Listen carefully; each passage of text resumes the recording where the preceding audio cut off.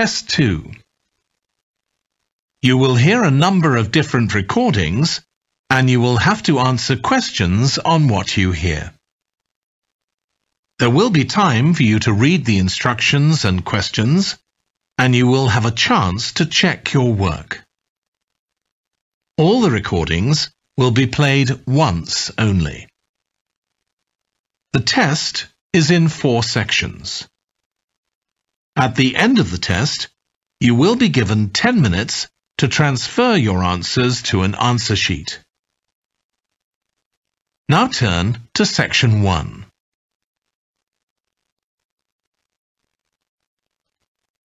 Section 1.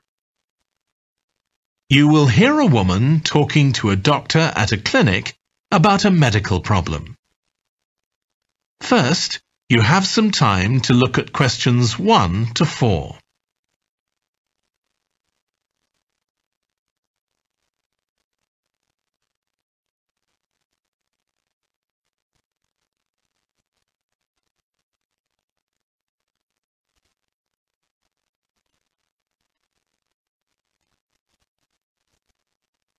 You will see that there is an example that has been done for you.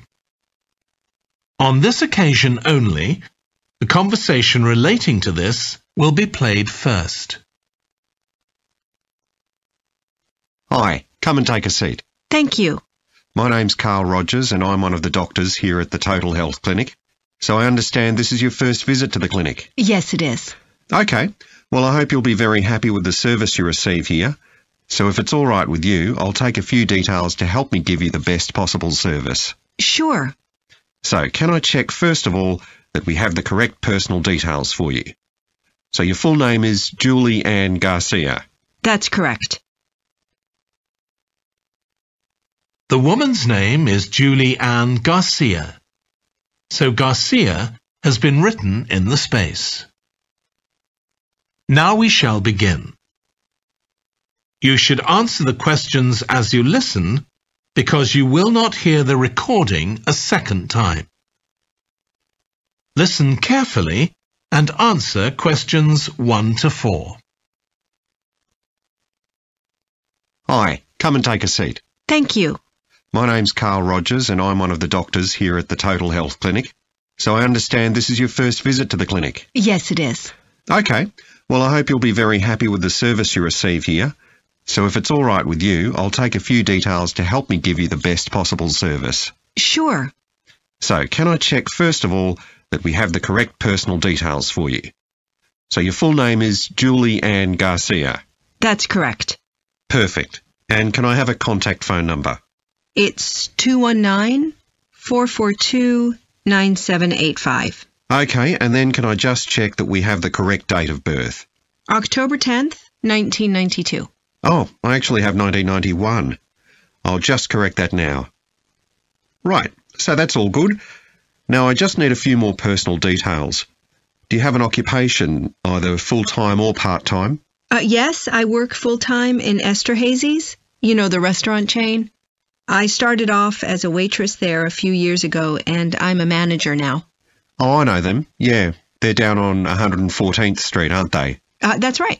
Yeah, I've been there a few times. I just love their salads. That's good to hear.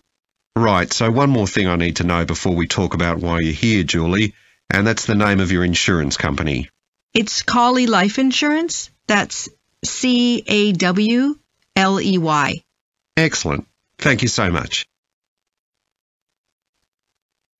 Before you hear the rest of the conversation, you have some time to look at questions 5 to 10.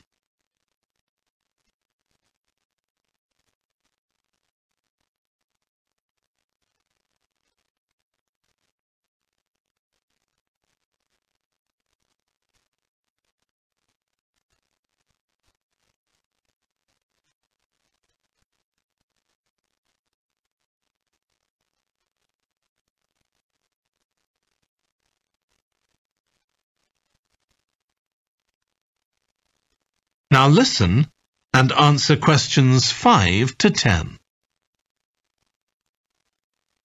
Now, Julie, let's look at how we can help you. So tell me a little about what brought you here today. Well, I've been getting a pain in my knee, the left one. Not very serious at first, but it's gotten worse, so I thought I ought to see someone about it. That's certainly the right decision. So how long have you been aware of this pain? Is it just a few days, or is it longer than that? Longer. It's been worse for the last couple of days, but it's 3 weeks since I first noticed it. It came on quite gradually, though, so I kind of ignored it at first. And have you taken any medication yourself or treated it in any way? Yeah, I've been taking medication to deal with the pain, Tylenol, and that works okay for a few hours, but I don't like to keep taking it. Okay. And what about heat treatment? Have you tried applying heat at all? No, but I have been using ice on it for the last few days. And does that seem to help the pain at all? A little, yes. Good. Now, you look as if you're quite fit normally. I am, yes. So do you do any sport on a regular basis? Yes, I play a lot of tennis. I belong to a club, so I go there a lot. I'm quite competitive, so I enjoy that side of it as well as the exercise, but I haven't gone since this started. Sure. And do you do any other types of exercise? Yeah, I sometimes do a little swimming, but usually just when I'm on vacation. But normally I go running a few times a week, maybe 3 or 4 times. So your legs are getting quite a pounding, but you haven't had any problems up to now? No, not with my legs. I did have an accident last year when I slipped and hurt my shoulder, but that's better now. Excellent. And do you have any allergies? No, none that I'm aware of. And do you take any medication on a regular basis? Well, I take vitamins, but that's all. I'm generally very healthy. Okay. Well, let's have a closer look and see what might be causing this problem. If you can just get up. That is the end of section 1. You now have half a minute to check your answers.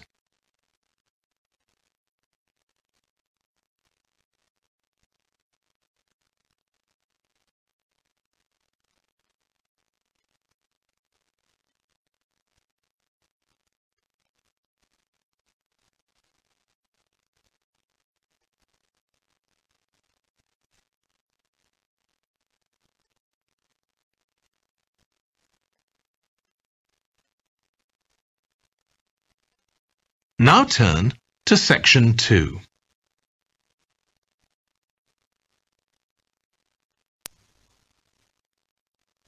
Section 2. You will hear a guide talking to a group of tourists who are about to visit an English castle. First, you have some time to look at questions 11 to 15.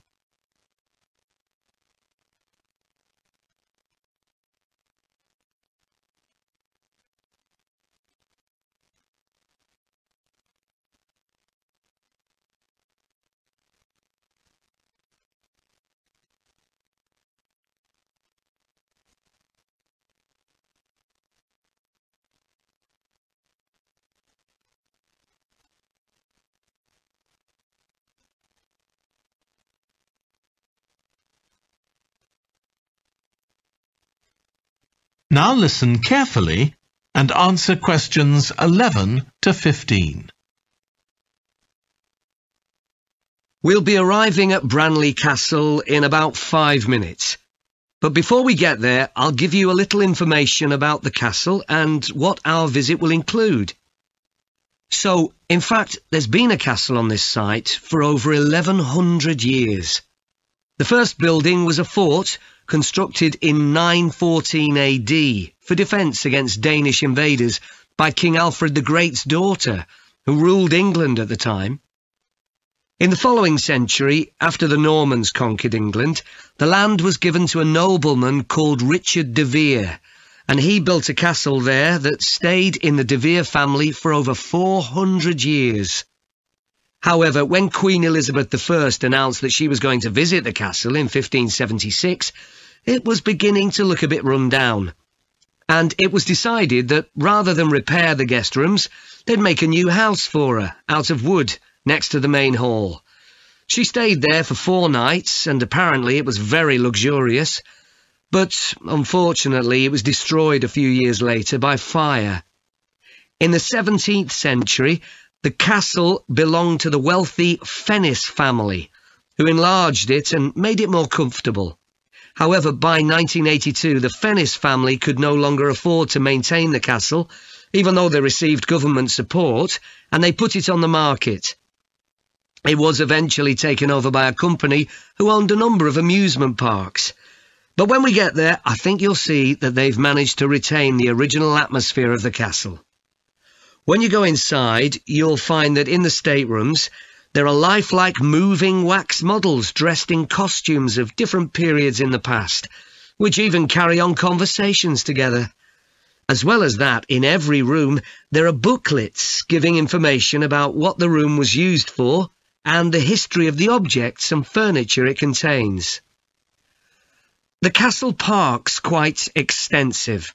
At one time, sheep were kept there, and in the 19th century the owners had a little zoo with animals like rabbits and even a baby elephant. Nowadays the old zoo buildings are used for public displays of paintings and sculpture. The park also has some beautiful trees, though the oldest of all, which dated back 800 years, was sadly blown down in 1987. Now, you're free to wander around on your own until 4:30, but then, at the end of our visit, we'll all meet together at the bottom of the Great Staircase. We'll then go on to the Long Gallery, where there's a wonderful collection of photographs showing the family who owned the castle 100 years ago having tea and cakes in the conservatory. And we'll then take you to the same place where afternoon tea will be served to you. Before you hear the rest of the talk, you have some time to look at questions 16 to 20.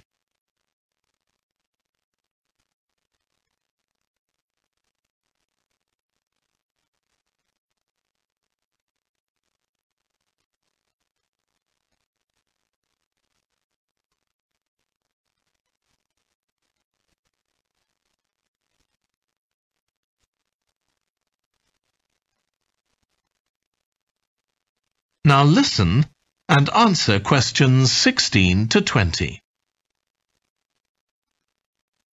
Now, if you can take a look at your plans, you'll see Branley Castle has 4 towers joined together by a high wall, with the river on 2 sides. Don't miss seeing the Great Hall. That's near the river in the main tower, the biggest one, which was extended and redesigned in the 18th century. If you want to get a good view of the whole castle, you can walk around the walls. The starting point's quite near the main entrance. Walk straight down the path until you get to the south gate, and it's just there. Don't go on to the north gate. There's no way up from there. There'll shortly be a show in which you can see archers displaying their skill with a bow and arrow. The quickest way to get there is to take the first left after the main entrance and follow the path past the bridge. Then you'll see it in front of you at the end. If you like animals, there's also a display of hunting birds, falcons and eagles and so on. If you go from the main entrance in the direction of the south gate, but turn right before you get there instead of going through it, you'll see it on your right, past the first tower. At 3 p.m, there's a short performance of traditional dancing on the outdoor stage. That's right at the other side of the castle from the entrance and over the bridge. It's about 10 minutes walk or so. And finally, the shop. It's actually inside one of the towers, but the way in is from the outside. Just take the first left after the main entrance, go down the path and take the first right. It's got some lovely gifts and souvenirs. Right, so we're just arriving. That is the end of section 2. You now have half a minute to check your answers.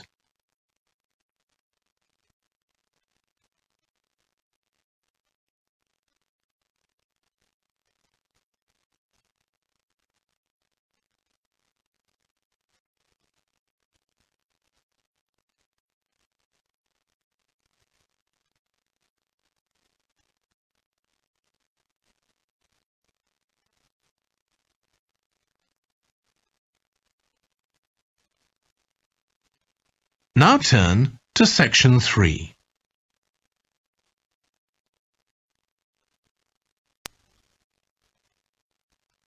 Section 3. You will hear two environmental science students, called Rosie and Martin, discussing their presentation on an extinct animal called the woolly mammoth with their tutor. First, you have some time to look at questions 21 to 24.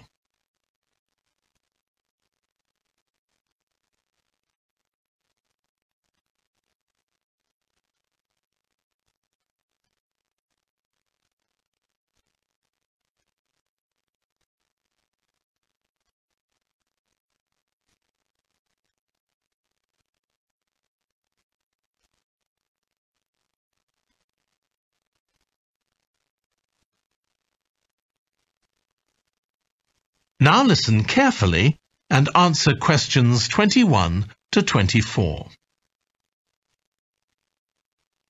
So, Rosie and Martin, let's look at what you've got for your presentation on woolly mammoths.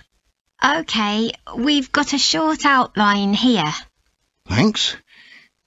So, it's about a research project in North America. Yes, but we thought we needed something general about woolly mammoths in our introduction to establish that they were related to our modern elephant, and they lived thousands of years ago in the last ice age. Maybe we could show a video clip of a cartoon about mammoths, but that'd be a bit childish.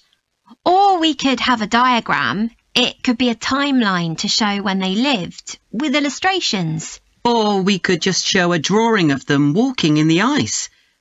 No, let's go with your last suggestion. Good.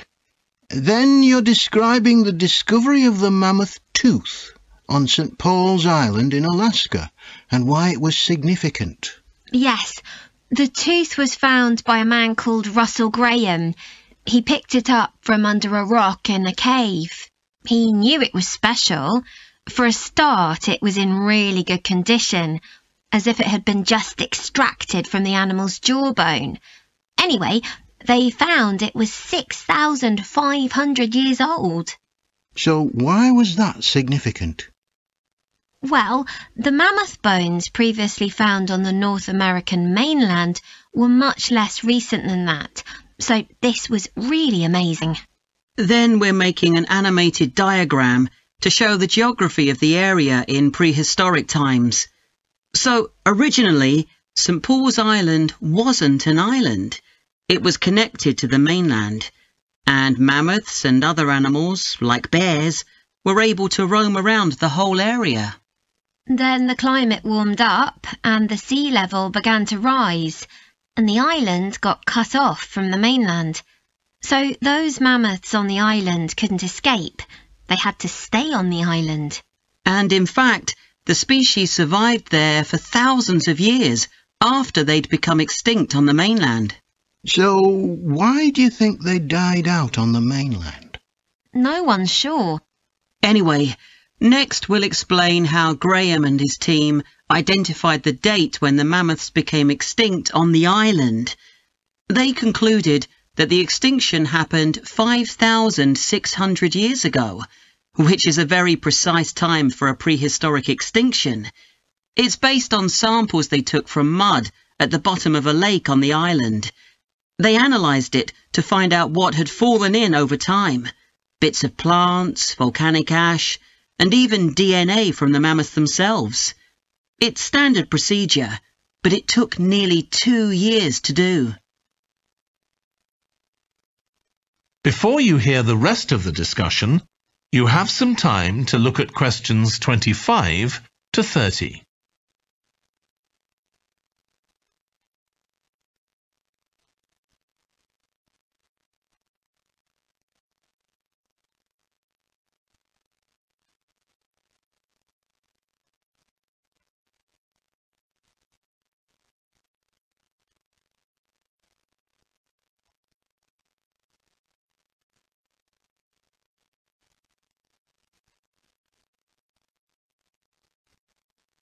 Now listen and answer questions 25 to 30.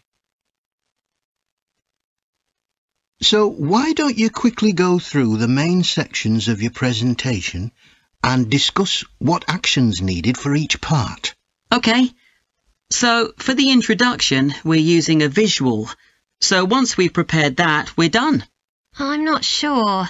I think we need to write down all the ideas we want to include here, not just rely on memory. How we begin the presentation is so important. You're right. The discovery of the mammoth tooth is probably the most dramatic part, but we don't have that much information, only what we got from the online article. I thought maybe we could get in touch with the researcher who led the team and ask him to tell us a bit more. Great idea. What about the section with the initial questions asked by the researchers? We've got a lot on that, but we need to make it interesting. We could ask the audience to suggest some questions about it and then see how many of them we can answer. I don't think it would take too long. Yes, that would add a bit of variety. Then the section on further research carried out on the island, analysing the mud in the lake. I wonder if we've actually got too much information here. Should we cut some? I don't think so, but it's all a bit muddled at present. Yes, maybe it would be better if it followed a chronological pattern. I think so. The findings and possible explanations section is just about ready, but we need to practice it so we're sure it won't overrun. I think it should be okay, but yes, let's make sure. In the last section, relevance to the present day, you've got some good ideas, but this is where you need to move away from the ideas of others and give your own viewpoint. OK, we'll think about that. Now, shall we show you some of the... That is the end of section 3. You now have half a minute to check your answers.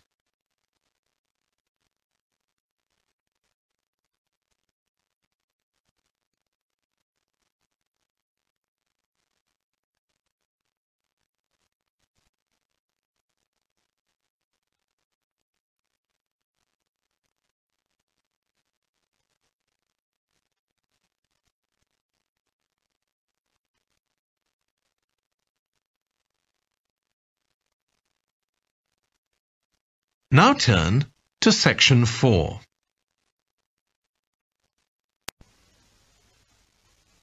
Section 4. You will hear a lecture about the history of weather forecasting. First, you have some time to look at questions 31 to 40.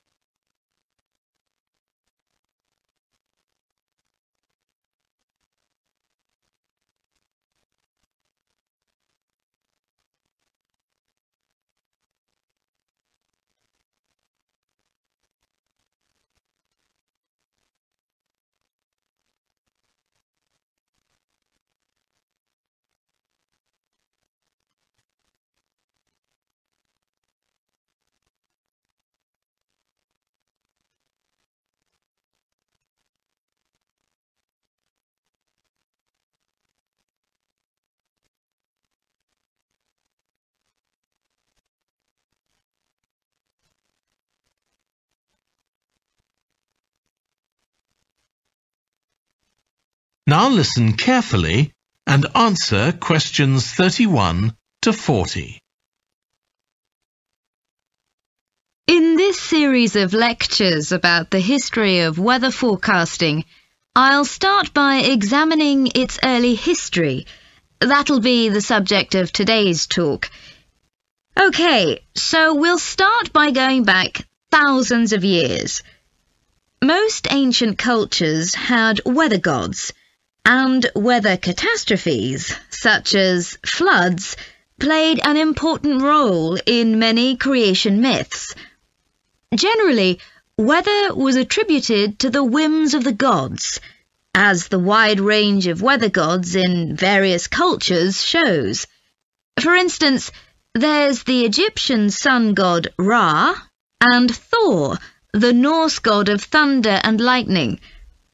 Many ancient civilizations developed rites such as dances in order to make the weather gods look kindly on them. But the weather was of daily importance. Observing the skies and drawing the correct conclusions from these observations was really important. In fact, their survival depended on it. It isn't known when people first started to observe the skies, but at around 650 BC, the Babylonians produced the first short-range weather forecasts based on their observations of clouds and other phenomena. The Chinese also recognized weather patterns, and by 300 BC, astronomers had developed a calendar which divided the year into 24 festivals, each associated with a different weather phenomenon. The ancient Greeks were the first to develop a more scientific approach to explaining the weather. The work of the philosopher and scientist Aristotle in the 4th century BC is especially noteworthy, as his ideas held sway for nearly 2,000 years. In 340 BC, he wrote a book in which he attempted to account for the formation of rain, clouds, wind, and storms. He also described celestial phenomena such as halos, that is, bright circles of light around the sun, the moon, and bright stars, and comets. Many of his observations were surprisingly accurate.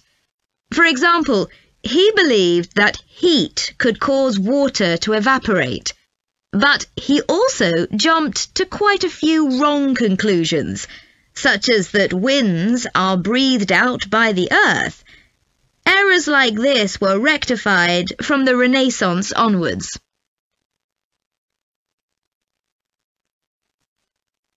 For nearly 2,000 years, Aristotle's work was accepted as the chief authority on weather theory.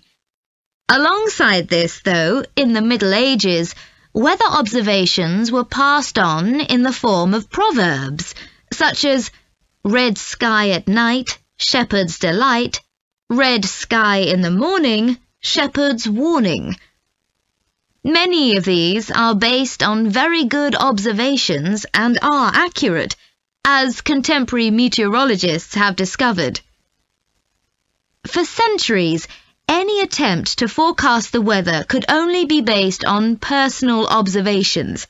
But in the 15th century, scientists began to see the need for instruments. Until then, the only ones available were weather vanes to determine the wind direction and early versions of rain gauges. One of the first, invented in the 15th century, was a hygrometer, which measured humidity. This was one of many inventions that contributed to the development of weather forecasting. In 1592, the Italian scientist and inventor Galileo developed the world's first thermometer. His student Torricelli later invented the barometer, which allowed people to measure atmospheric pressure.